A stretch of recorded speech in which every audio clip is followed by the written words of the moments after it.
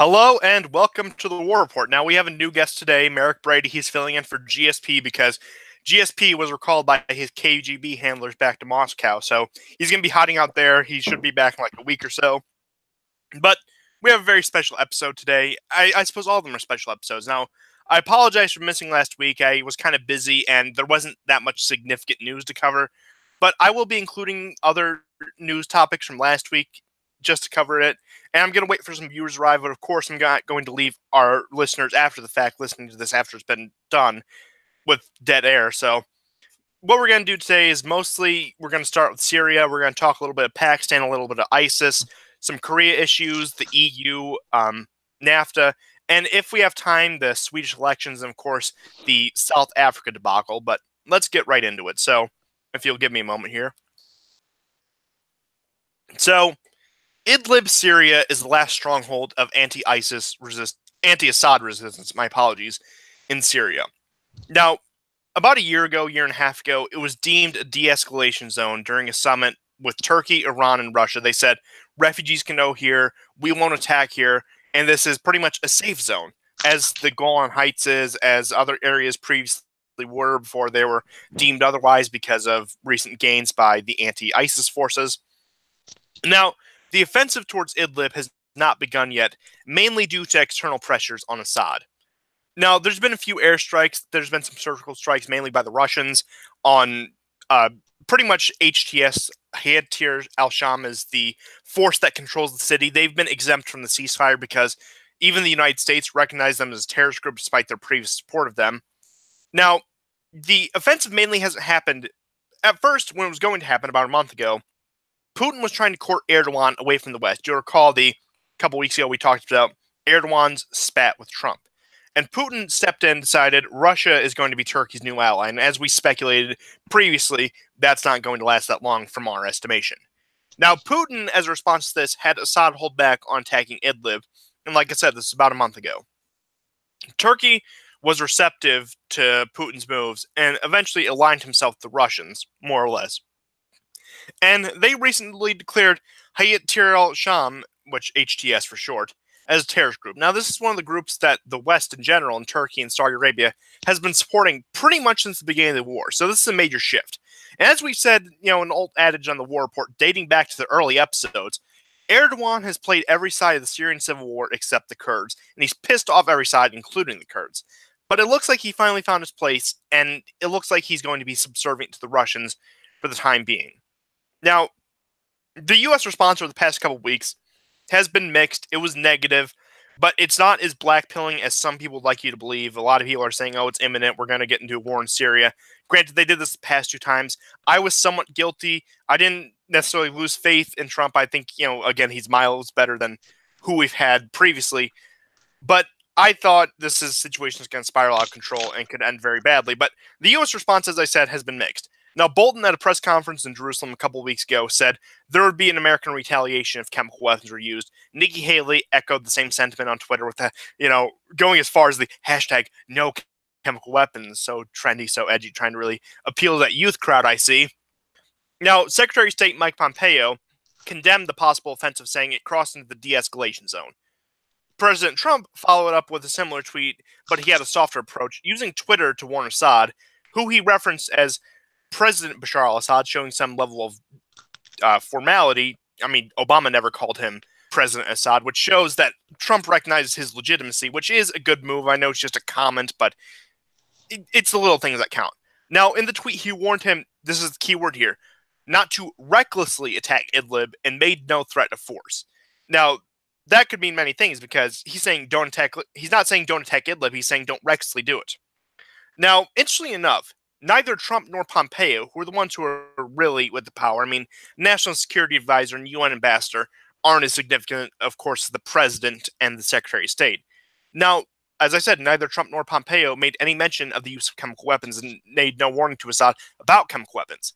This bolsters the theory that Trump and Putin, during their stinky back in July, decided that Assad would remain in power in Syria. Now, this does beg the question, will there be another Syria strike? Now, I personally do not think so, because I do not even believe there will be an offensive on Idlib. Now, hear me out. A lot of people would say, oh, you're crazy. What are you talking about? Now, as we covered actually 2 weeks ago on episode 24, 3 weeks ago on episode 24, my apologies, Putin, Erdogan, Rouhani, along with French and German delegations, will be having a summit in Friday in Turkey for peace talks on Syria.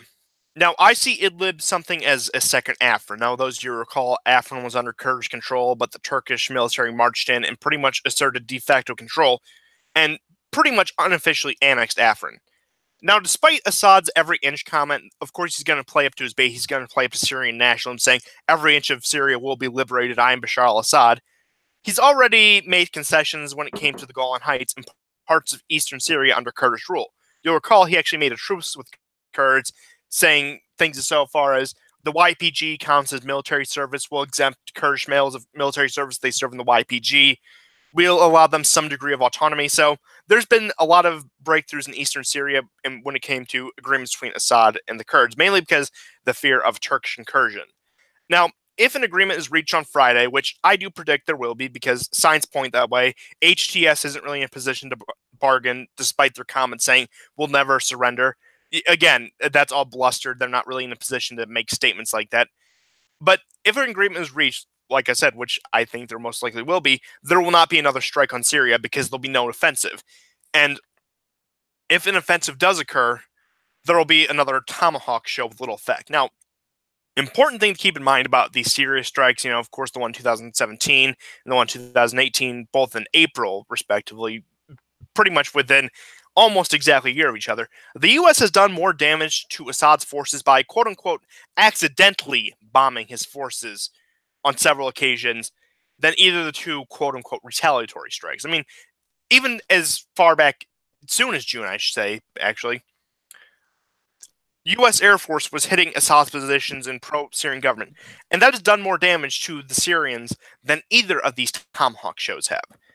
So, again, I don't foresee a serious strike. If there is, it'll be another slap on the wrist because it's even to the point where John Bolton is saying we want to change their behavior, not regime change. Now, he made those comments specifically about Iran, but Bolton has kissed the Trump ring to the point where one of the most belligerent people in the United States government at any point has now been pacified, which I find amazing. So what do you think about this? Yeah, I gotta agree. That's actually pretty amazing that like Bolton hasn't already just started trying to nuke the entire Middle East, both Syria or Iran, or even I think he's even shown little hostility to Russia too, which kind of surprises me. Yeah, he said we have no evidence of collusion. Granted, he went back on that, but he's been softer on the Russians than you would have expected someone like John Bolton to be, which I think, again, my theory on this is in 2017, Trump was a bit naive. He had no experience in politics. He hired a bunch of neocons to appease him. They walked all over him. For example, H.R. McMaster, the former National Security Advisor, he fires him and gets like the most ardent warmonger he can find, but then puts him on a leash because he has more experience and knows how to work around these people. Same with Tillerson to Pompeo, that transition in the State Department, which again, I think, I'm not saying like 4D chess or anything, but Trump knows how to manipulate people. He's been doing it for the past 35 years. Of course he does. Now, another Middle Eastern story I wanted to cover was Trump has cut aid to Pakistan. This is just a little bit of a tidbit, but I still thought it was significant. Now, Trump cut $300 million in aid to Pakistan because they haven't cracked down terrorism. Now, you'll recall we found Osama bin Laden, if you believe the official story, which I do, to most of an extent. Now, I have my questions about some things, but that's a topic for a different day. We found Osama bin Laden in Pakistan. ISIS and Al-Qaeda and all these groups have been running rampant in Pakistan. They're our so-called ally. And now we finally have a president who's willing to call them out because you recall before, of course, Bush placated them, Obama especially placated them, and they've been part of this neoliberal global order just to strangle out Russia. We need to ally with the worst people in the world to strangle out the Russians. That was the mindset. That these people were basically following Brzezinski's tactics, which, again, that's not going to end well. Soviet war in Afghanistan shows that. But the point of me mentioning this is it shows, despite all the neoconservative influence, despite the quote-unquote deep state, or as I would more appropriately call them, the administrative state, the bureaucratic state, Trump still has some control, and he can still do some things that buck the line. And he is other true reformers can come in the future. But again, I'm going to take what I can get We could save a lot more money by cutting aid to other countries. But I'm going to be happy with what I got here, and that's $300 million back in the American budget. Hopefully we put it towards something useful like tax cuts or infrastructure. Those would be my two priorities, but again, that's all aside the point. Now, speaking of the Middle East, story isn't entirely in the Middle East, but what do you think of the Pakistan move before I move on? Great. I mean, honestly, like as you mentioned too, the only thing that's sad about that is he didn't remove foreign like giving foreign aid to every other country in the world, you know. But again, I would take what I need because seriously, like every other story I hear in Europe with a migrant raping someone, it's almost exclusively Pakistanis or something like that. Hell, I even think like they're like even in India, Pakistanis are even an issue as well. Well, Yeah, really I just mean, all of we destabilize these countries. We invite them in, and they're like, "Oh, why do they hate us? Like, why is this yeah. happening? We only destroyed them, and then we're dumb enough." It's kind of like here's a good analogy I heard. It's like you set fire to someone's house and then invite them to stay with you until they get back on their feet. You think they're just gonna, lay on your couch and be all happy about it? No, they're probably gonna take it out on you. They're probably gonna look for some form of vengeance. But that's all aside the point. But just about Pakistan, about terrorism, about Syria, about just all this stuff. I want to discuss the potential future of ISIS. Now, ISIS has been suffering massive defeats in Iraq and Syria, which you'll recall that's why they started the Islamic State of Iraq and Syria. But they're still strong in Africa and Southeast Asia. Both, coincidentally enough, areas China has been increasing its influence both economically and militarily. Now, this wouldn't be the first time the U.S. has worked with less than desirable groups in order to stick it to a geopolitical ally and hinder their moves abroad. Now, I expect if there's going, of course, America's going to be in a war later down the road in the future. That's just inevitable. Every country's going to be in a war eventually, but I expect the next war America will be involved in, next intervention, actually, will be somewhere in Southeast Asia and Africa to fight another ISIS menace. Granted, these groups probably would have changed their name by now. For example, Boko Haram's an offshoot of ISIS. You get the point.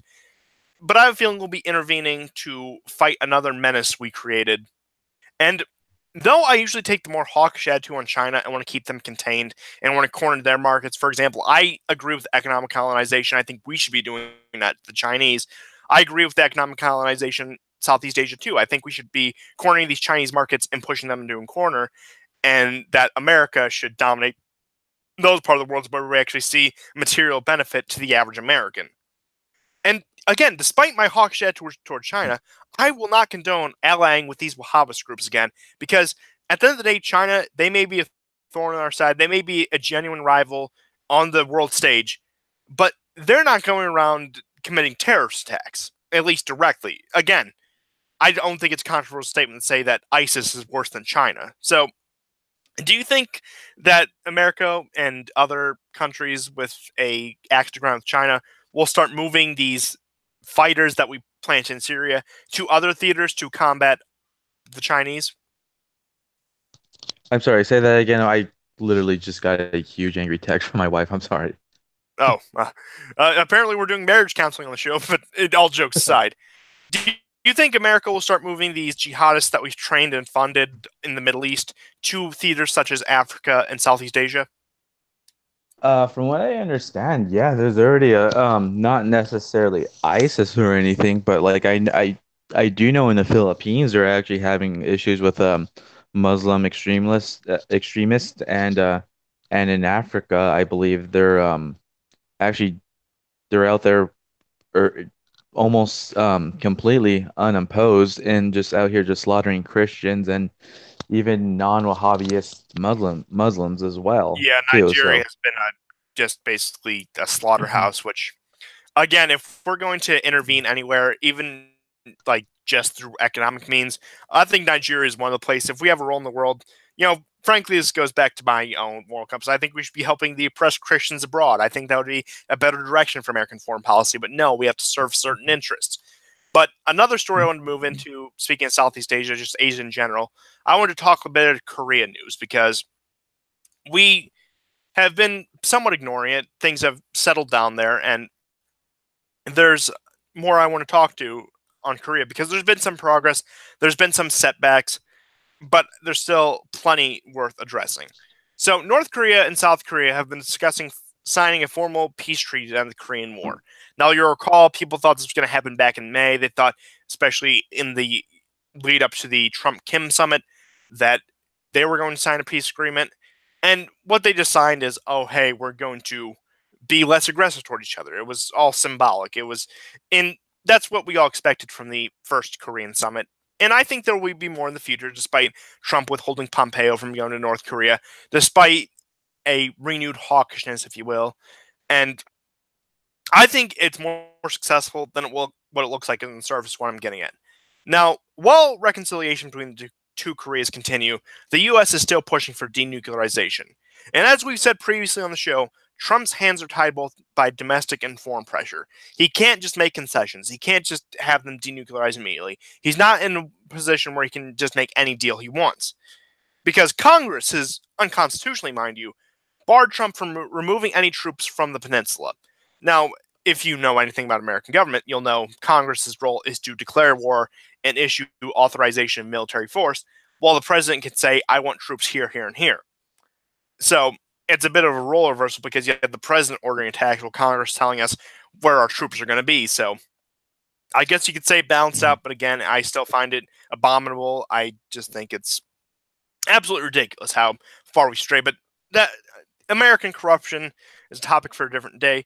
But when it comes to domestic pressures, what a lot of people aren't considering is a unified Korea presents a rivalry to Japan and all need for U.S. guarantee of security.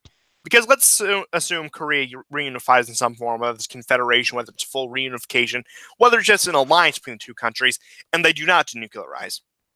They have a nuclear deterrence then that'll keep China out, that'll keep the Japanese out, that'll keep the Americans out. And Korea can be a fully independent country, and they can function as such.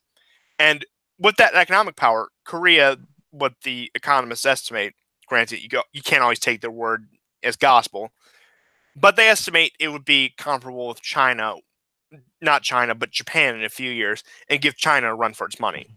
So, American policy in East Asia is about containing China. And again, this is one of the few things I agree with, because if we can keep China contained, we can keep our economic position, and we can also keep back an expansive power. And pretty much, I know I'm going to be like human rights, we also keep back a power that is oppressive. And again, as I was explaining, I do support the hawkishness on China because it actually does benefit us as opposed to the hawkishness in Russia. And again, just a reunified Korea would prevent cracks in the U.S. coalition in East Asia. Now, as we previously said, reunification won't happen overnight, so a lot of people are getting way ahead of themselves on this and just trying to say, oh, Trump is a failure. Oh, Trump is Neville Chamberlain. Oh, Trump's a traitor because he meets with foreign leaders. I don't know how that works, but apparently that's what it is.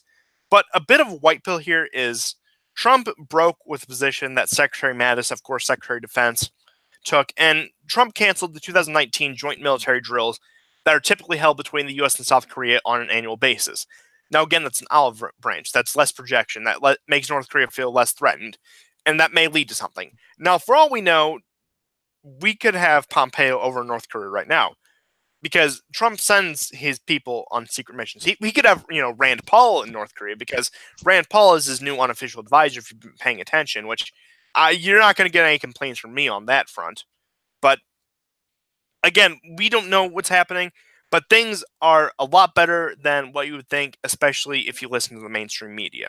And again, this is a wait and see thing. I think we're going to need another formal summit within the next year or so. I think we're going to need, just make it a year anniversary, have another summit in June of 2019 to hammer things out. And I think we should keep these summits yearly so we can keep North Korea in check, and so we can also assure to them that they can still trust us. And despite what Congress says, I think we should move some, not all, but some military hardware out of the region, and again, extend another olive branch, since that's the direction you need to go. We already played hardball, we already scared them, and now's the time to reach out the hand, the helping hand, and to really act civilized about it. But of course, the neoconservatives, the military-industrial complex, all the other boogeymen I usually point to, don't want that to happen, because war is a business, and war is their business in particular. Now, completely vacating from the whole East Asian theater. Another thing I want to discuss is a European theater. Now, I want to talk mainly the Swedish elections and some of Macron's comments, which I found pretty interesting. Now, let's start with the Swedish elections. Now, the Swedish Democrats, I don't know the exact polling number, but they are projected to be the largest party on the election on, I believe it's either Sunday or Monday. It's within the coming week, point being. And the Swedish Democrats are follow the trend of what's been happening in Europe, the more nationalistic, non-interventionist, the more closed border types of parties that have been rising because of the incompetence of the European Union, especially in the wake of the migrant crisis. Now, there's been a lot of pushback against this from the EU bureaucrats and all the usual suspects. They don't want another power. I wouldn't really call it power. I suppose that's a bit of. They don't want another EU country to fall into what they would probably call the plague of nationalism. And especially a country like Sweden, because even though Sweden isn't really economically significant or militarily significant, not a country you'd think of as some great power, at least in this century. I mean, we can go back, but again, that's all aside the point. What we need to consider is Sweden has built itself as a quote-unquote humanitarian superpower. So if they pull a 180 and they decide we want stricter immigration, we want to be nationalistic, we want to be proud of being Swedish because we are Swedish, and these people don't count, it's going to be a marked change as to what they have been in the past, what they've been for the past 50 years for that. And I think it's positive change, and anything that puts a thorn in the side of the EU, I generally have to support. What do you think? Yeah, I agree. More decentralization, the better. And physical removal of communists is always always good in my eyes. Yeah, I disavow, but I mean, I may or may not disavow, but I'm just saying that to cover my tracks. But again, that's all aside the point. That was a flop joke. Please ignore. But the European Union has also been on hard times. You're seeing the Italians have really been rebelling. They've pretty much become the face of the anti-EU movement, even more so, I'd say, than Hungary at this point, because Orban, he's a very good speaker, he's a very good symbol, but the Italians were the are still the fourth largest economy in the EU, and still just have a lot of power, especially just by their geographical position, kind of like the gateway into Europe. But they're trying to nail Matteo Salvini, who's the deputy prime minister and the internal minister. Granted, he's pretty much the symbolic face of the country more so than the current prime minister, Giuseppe Conte. Most people look to Salvini, who's extremely popular domestically, and they're trying to say, oh, he's been abusing his power in office. He's all these corruption charges. And they're really, it reminds me almost of the Russia investigation here at home in the U.S. They're making up these BS charges. They're making up this thing based on very little to no evidence just to dethrone this person because they're a thorn in the side of the current establishment. Have you been paying attention to the charges they've been trying to throw at Salvini, like, oh, he illegally shut down one of these refugee boats or whatever? Have you heard anything about that? Yeah, somewhat. I mean, I'm kind of like, what are they trying to get him on, essentially? Basically, what Uh, I'm reading is that they're actually mad that he's doing exactly what he was about to say he was going to do. yeah, Like, literally, they're trying to construe his current actions as abuse of power and like corruption, which it's not. They're trying to basically make him the next Berlusconi, which I'll tell you this, I'm not going to defend Berlusconi. He was a scumbag. He was like Trump if he wasn't successful. That's what I'm going to say about Silvio Berlusconi, former Italian prime minister. And I say good riddance. I'm glad he's out of office, but again, they're trying to turn Salvini into that, even though he is not. And the EU is also next month in October, it's going to make or break them because there's a lot of negotiation around the banks, around finances. And whenever there's any slight change when it comes to the banking system, the monetary system, that can completely collapse currency. Now, I'm not too educated on these subjects. There's a lot better people, nobody I can think off the top of my head, but again, there's a lot better people to go to hear about currency crises. But again, October is going to be the big month to pay attention to the EU, so we're not going to discuss too much beyond some of Macron's comments, which are more related to the geopolitical war versus peace side as opposed to the financial side. Now, Macron, as we have deemed him previously on the war report, this is actually one of those very early jokes, like the jokes we had about Erdogan, is French President Macron has become the quote-unquote wild card because of the fact that he takes polar opposite positions depending on the day, both on domestic and foreign policy. Now, Macron continued this trend by saying the European Union should reach out to the Russians because the Americans have become unreliable. Now, this shows us two key points. The neoliberal world order is fracturing even faster than we previously thought, to the point where France is losing faith in the current world order, and they've been one of the main benefactors of it. And number two, Macron has successfully embraced Erdogan's tactic of courting both sides, trying to get the best deal. This is a common tactic amongst secondary powers and other minor powers who are trying to make their way onto the world stage. So Macron has just been less arrogant about it and less belligerent about it, so he's made his way into the favor of Russia, because you'll recall he's saying before he participated in the last Syria strikes, he criticized saying we should keep Assad in power, we shouldn't meddle in Syria. And then he goes back in the comments saying we need regime change in Syria. He's a wild card. I don't know whether he's like completely controlled and other people are whispering in his ear. I don't know whether he's just trying to keep everyone on edge, or I don't know whether he's actually just that indecisive and stupid. It could equally be any of those possibilities, because I mean, I didn't actually expect Macron to win the last French election. I was kind of surprised when Le Pen lost. I know I'm the minority on that one, but again, people thought Le Pen would be the unstable one, but look at what we have with Emmanuel Macron here.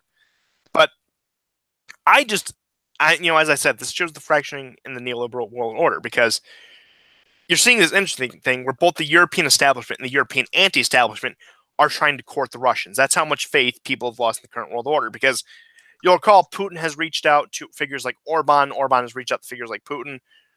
Putin has met with Sebastian Kurz, who's the current chancellor of Austria. He's been more reconciliatory towards the Italians. The Italians have pretty much become like this bridge between East and West where they're friendly with both sides, and they probably exemplify that as the best. Greece is drifting towards the Russians. Turkey is drifting towards the Russians. I know Turkey isn't EU, but they're still in that region. And then you also have Macron and Angela Merkel, who are peak European Union establishment, trying to reach out to the Russians. I mean, think about how much gas and natural gas and oil the Germans get from Russia. Mm-hmm. So it's all just a very interesting how things are playing out, and how Russia has pretty much reasserted itself with minimal effort. What do you think? Yeah, that is, to be honest with you, that actually like makes me happy to hear, to be honest with you. I mean, the EU is just terrible, and as for Macron, I think he's just I always had the feeling that he ran as just a stereotypical neoliberal globalist, but I've seen actions like randomly at random where he actually seems like a further right than Le Pen. Yeah, like I mean, if I remember correctly, he told some Moroccan migrant that, hey, you got to go back. Like I could just imagine. Yeah, he also said the birth rates in Africa were a civilizational problem that we needed to address as a planet, actually. So he basically attacked the African birth rates from an environmental standpoint, which I don't know how you get any more peak centrism than that. Yeah, I know, and it's kind of funny too. It's like when I heard him make those statements, I'm like, dude. This guy is like one or two things. He's either A, just a normal neoliberal cuck trying to appeal to people on the right, or he's kind of like he's probably an anti-immigration, almost alt-right type figure that's trying to play to neoliberals, which I think that's a little bit far-fetched to believe, to be honest with you. But the fact that he is reaching out to people like Putin, though, it kind of still gives me hope for the possibility. That'd be badass. Yeah, I mean, if Le Pen would have won, France would have, because they don't have as entrenched as an administrative state, France would have been solidly in the Russian sphere, which is actually really odd to think about. But again, it's all very interesting, and especially you consider, I know the UK isn't technically in the EU, granted, it's not like they've changed much since Brexit. But Theresa May has been really hawkish towards Russia. She wants to put like the British fleet near the Black Sea and accusing them of all the poisonings and assassinations. So it's all a very strange time in Europe, to the point where it seems like the only European country that's really still really anti-Russia are the British. So It's all a very interesting shift. You know what? I support this. I know people say more Russian aggression, more Russian influence, but again, America has seen little to, I would argue, no benefit by playing bodyguard for Europe and being the guarantor of security in Europe. And America has historically thrived whenever Europe was at each other's throats, not even like in terms of war, but in terms of rivalry. So a fractured Europe is good for America because it lets us overtake them very easily. Same for the Russians, granted, for very different reasons, but point being is the more fractured Europe is, the more America can focus on East Asia and Latin America, which is where we really have our place in the world, if you ask me. So I think that all works out for the best, and I hope the European Union continues the fracture. I hope Merkel actually comes out and condemns Macron for his comments, and I hope it just turns into a massive internal fight in the European Union. I mean, it could very well happen. I don't know the odds of that, but again, it's an organization that is coming apart after about 25 years. An organization that should have never existed by all logic is coming apart, and it's beautiful to watch. That's all I can say. Now, uh, you want to jump into NAFTA? Yeah, sure. Okay, so as all of you will recall, back in the 80s, even Trump was calling out U.S. trade deals, specifically NAFTA. I remember the lead up to NAFTA. He used this as actually one of his campaign things when he was doing that interview on some talk show saying, "Oh, yeah, I think our trade deals are terrible. I think we're losing jobs because of them." He said that in 1988. Then he continues to hammer against NAFTA throughout the 90s. He hammers on it during his brief presidential run for the Reform Party in 2000. He hammers against it even when he's at the RNC in 2012. And then, especially on the campaign trail, he hammers against these trade agreements the United States has gotten into, saying they haven't benefited us, pulling the whole America First thing, which again I agree with. Now, his skepticism of trade deals in general led him to withdraw from the TPP as one of his first acts as president. On Inauguration Day, I think that was actually the first thing he did. The first thing he did when he got in the Oval Office was withdraw the U.S. from the TPP, which again, I'm very happy about. That basically turned corporations, letting them sue individuals, and really it would have just solidified the neoliberal global order, which needed to collapse and still needs to collapse. So I'm happy about that. I'm happy that we're out of the TPP, and I'm happy that renegotiations of NAFTA have started. So Trump has pushed for this ever since he's been in office. Now, he had very little success at first. 2017 was a rough year for Trump. He had a rough time getting off the ground. He's doing better now. I'm generally supportive. I'm, of course, credit where credit is due and criticism where criticism due, but Trump almost hit a brick wall. No pun intended. A lot of people expected him to. And a lot of people expected things to get only worse when the far leftist AMLO, which Obrador Lopez, the current president of Mexico, current president-elect of Mexico, I don't believe he's assumed office at this point. I think that's not for another couple months or so. Many expected him to be a hardliner on Trump and not negotiate with him. Now, AMLO, to everyone's surprise, post-election, has moderated his position and actually warmed up to Trump even more than Justin Trudeau did. Now, even the pro-Trump people, the people who support his agenda, figured Canada would be the one that capitulated, while Mexico would be the one that would be a fight. When it turned out to be the other way around, which I'm happy about that because America's largest trading partner is Mexico, and the more we can get them to capitulate, the more we can get them to really bend to our will, the better. Because we do a lot of trade with Canada, we're their largest trading partner, but Mexico is our large trading partner, and we mostly buy from them, which gives us a lot of leverage because Mexico manufactures good. We could very easily get our goods from Indonesia, Vietnam, these other small second world countries that are mainly based on manufacturing economy. So again, we really hardballed Mexico on that one, which I think worked out well. Even though no formal agreements have really been reached, just the renegotiations have seen an uptick in markets worldwide. So what do you think about this? This is I'm actually kind of not surprised by the by Canada or Trudeau being against the NAFTA renegotiations because I remember talking to actually even some Canadian citizens at my work and they're telling me stuff like that. Like everything just that comes from America is just so damn expensive and the tariffs are just ridiculously high. I think it's like 375% on like old dairy products that is a tariff on it. So I mean, I just trading alone really between Canada and United States actually really just helps Canada, even if it is minimal. Whereas Mexico, well, they simply benefit on trade between us, really just in general. So I would assume that he'd be more happy about Mexico would be more than happy to actually do it as long as they come, as long as it still benefits them in any way, really. Oh, according to the chat, apparently Trudeau's 2019 election campaign will be a strong defense of NAFTA. So let's see how that pans out. I know Trudeau has been faltering with some of his domestic policies. He's lost a lot of favor with the Canadian citizens. So this may get him because Canada, even amongst like the people you think would be more Trump, are pro NAFTA because it benefits Canada mainly.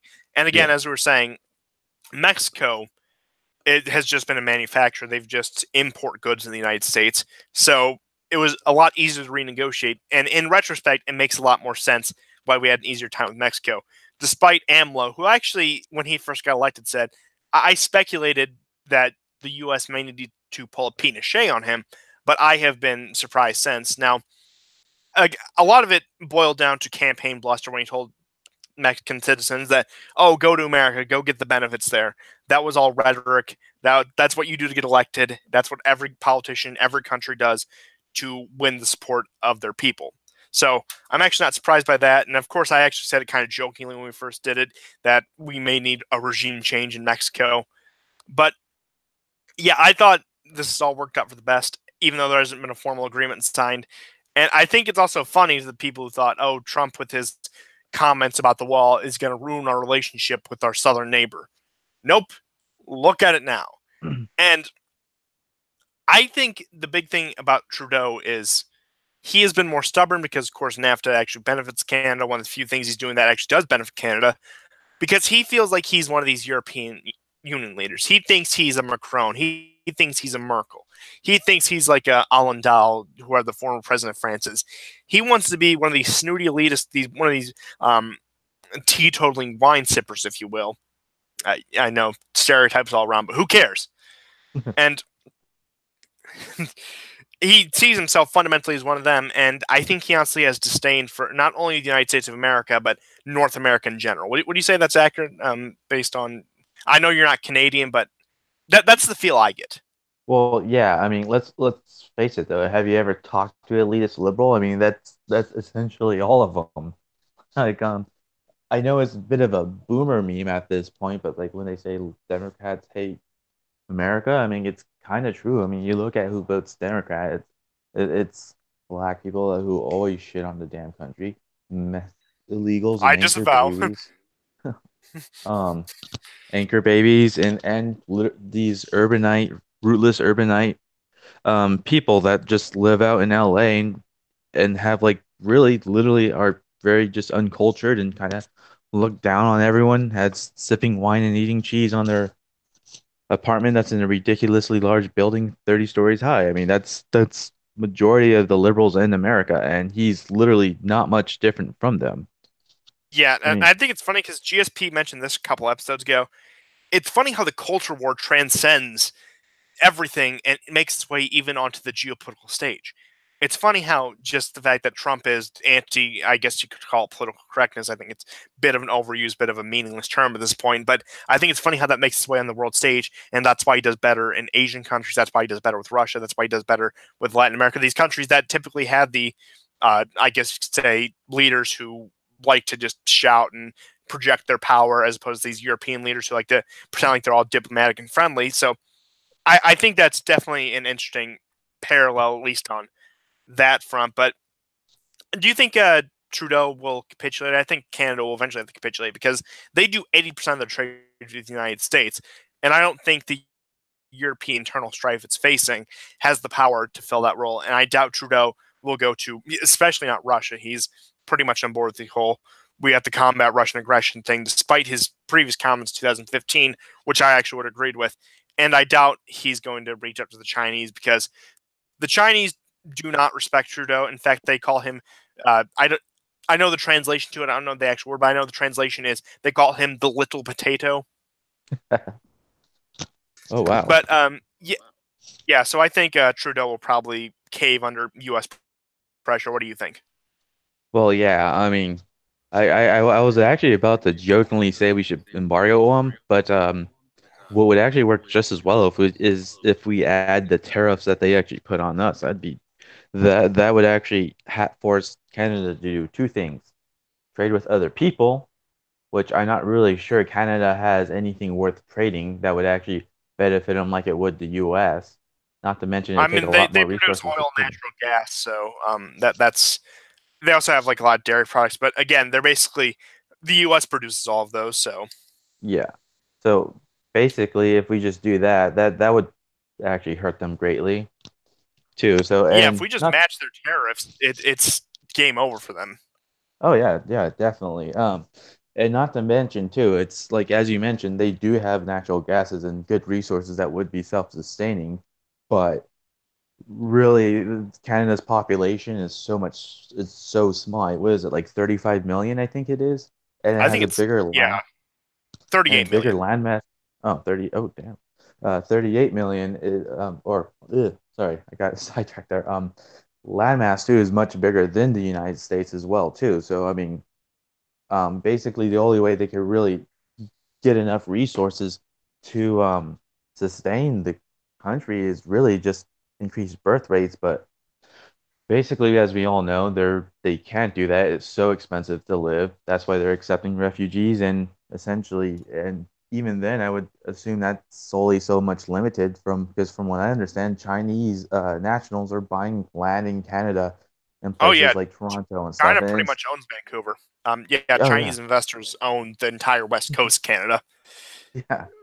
So Not a yeah. pretty place to be in, but Oh, yeah, and I think it's funny because over the past, basically since the end of the Cold War, so past 25, 30 years, even amongst conservatives, Canadians have developed this anti-American attitude. So it's going to be funny when they have to come back and kiss the ring, and maybe that'll make Canadians more receptive to Americans, at least culturally, because they're so reliant on us. And I see basically an American domination of Canada. I know that sounds a bit arrogant, but that's how I see things going because again, Trudeau isn't going to sell himself to the Russians. He's not going to sell himself to the EU.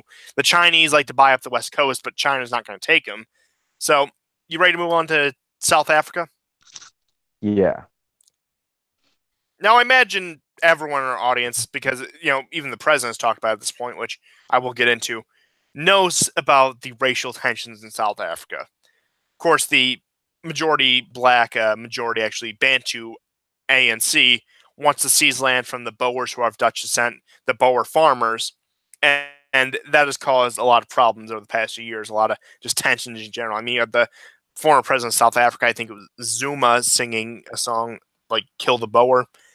I'm sure you've all seen that, but recently the African National Congress, as I said, which is the ruling party, has began the process of land expropriation. Now, that is not a pretty place to be in.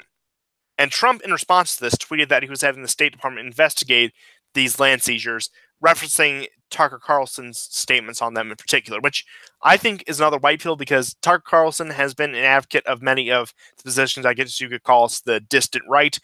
And the fact that the president takes his word so seriously, I think, is a pretty good thing, especially when it comes to the foreign policy issues and the immigration issues. The fact that Tucker Carlson pretty much has an indirect line of contact with the president of the United States and has a lot of influence over him. Now, despite all of this, despite South Africa backing off, they pretty much just reworded the law so it wouldn't look as bad on the world stage. They went through and began seizing the land. Now, as of yesterday, the country has officially fell into a recession. Now, I have a question for you. Are you surprised? The country running into this a Yeah, depression. No, recession. not at all. Or recession? Yeah, no, not at all. In fact, I think ever since the apartheid ended, the economy just went down like really quick. Well, everything about the country really.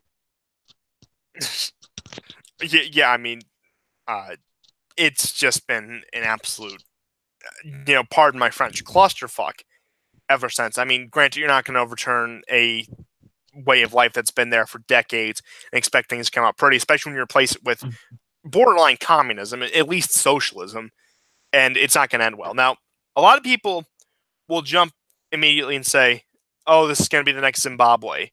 Now, I disagree with that. Now, despite the ANC and EFF's comments about, oh, we need to print more currency, that will solve our problems, I think what's going to happen is it's not going to fall into absolute recession. It's not going to. It's going to become pretty much a Chinese colony. Consider most of the farmland they see valuable, such as minerals, metals, all of that.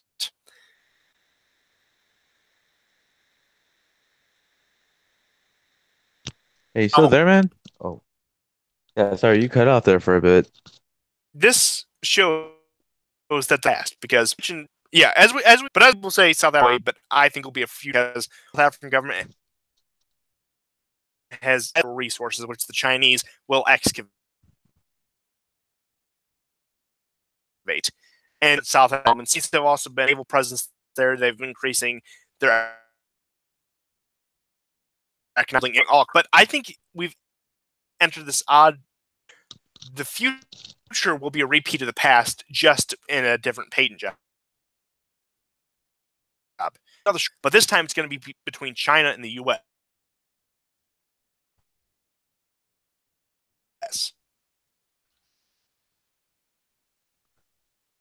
I'm sorry, that last, like, I want to say, like, 40 seconds was like just, I heard bits and pieces of that. Were you just asking what I think of the future of South Africa, like how it's going to turn out? I'll be right back.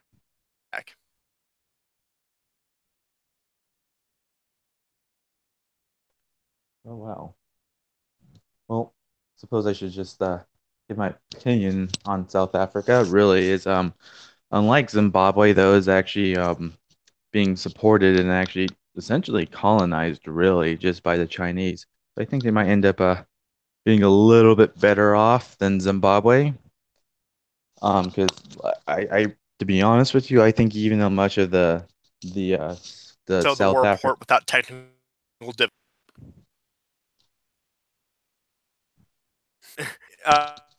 What I was getting at is basically its future will be a Chinese colony, folds in land from government on top of natural resources, which of course, as you the China structures, dating all these African, Asia, Asian. So I enough. Well, not really ironic, the right term, but I think as we're entering Africa, Queen said,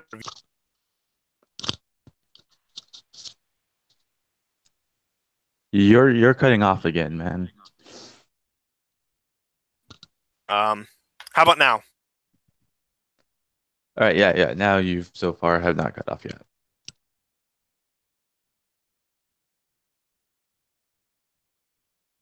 The ports. We're basically going to see a South Africa, but All right, China yeah. instead of the European powers. Oh yeah, in South Africa, yeah, definitely. I pretty sure. I think I'm it was talking in the continent as a whole. the continent in whole. Yeah, the Well, continent yeah. as a whole basically is going to be a race between U.S. and China, get all the natural resources and buy everything up. From the looks of it, what I'm seeing is it's really just going to be China quickly doing that. Because from what I understand, and I think it's in places like Ethiopia and Eritrea and stuff like that, or was it Somalia? Like pretty much a Horn in Africa, they're doing that over there, and even some of the other South Eastern African countries, including South Africa as well. I haven't heard anything about the any other non-Chinese country actually doing that soft colonization that the Chinese are doing. So, unless the U.S. wisens up, or any other country really starts wising up and doing that, it's really just going to be the whole of Africa will eventually probably just be a Chinese colony, to be honest with you. Us wising up because we keep constant tabs on what the Chinese doing. We've already pushed back a little, but I think, especially with someone like Trump in office, he's really going to embark on what the Chinese are trying to do, even if it's just to keep them from doing it. Because Trump, despite the neoconservative influence, realizes that China is our main rival in the world. So I have confidence in that. But this has been the War Report. Sorry about the technical difficulties. It's good to be back after a week break. So I'll see you guys next time, and goodbye.